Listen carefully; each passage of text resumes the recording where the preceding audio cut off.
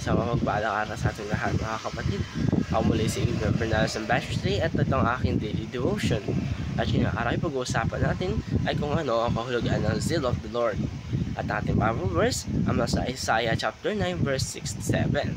Sasabi sa ating scripture ngayong araw, "For unto us a child is born, unto us a son is given, and the government shall be upon his shoulder, and his name shall be called Wonderful Counselor, the Mighty God, the Everlasting Father, the Prince of Peace. Of the increase of the government and the peace there shall be no end. The zeal of the Lord of hosts will perform this." Mga kapatid, pag sinabi natin zeal of the Lord, hindi ito isang simple passion o excitement lamang. Ang zeal dito ay ang burning, holy intensity ng Diyos. Sa sobrang tindi ng pagkakilos niya ay para tutuparin niya ang kanyang plano, ang kanyang pangako, ang kanyang glory.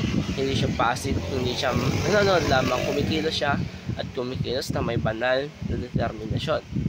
Sa concept natin ngayon, ang zeal of the Lord ay yung unstoppable force behind everything God does. Kung bakit siya nagre-redeem, kung bakit siya nagre-restore, kung bakit siya nagtatagumpay sa laban, sa kadiliman. Ito ang assurance na ang plano na niya ay para sa kaharian ni Kristo at tiyak na nangyayari.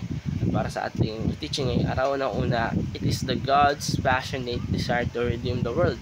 Ibig sabihin ito, kaya tayo ay may cross, kaya mayroong salvation, kaya mayroong forgiveness, hindi dahil napipilitan ng Diyos, kundi dahil may zeal siya, may burning passion siya na ligtas tayo.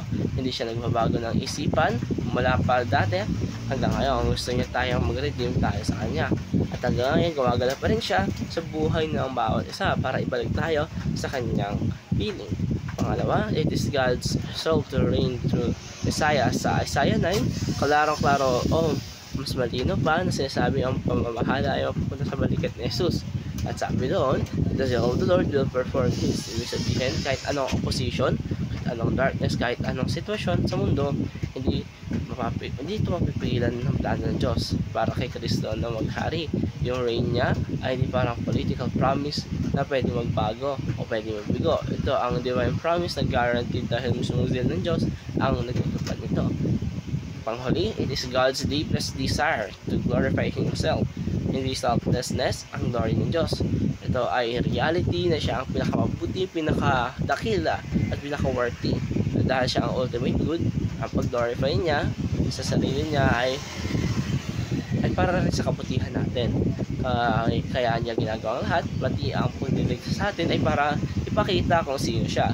Mighty, faithful, merciful, and sovereign. At yan katapos sa aking daily devotion. Maraming salamat sa panonood.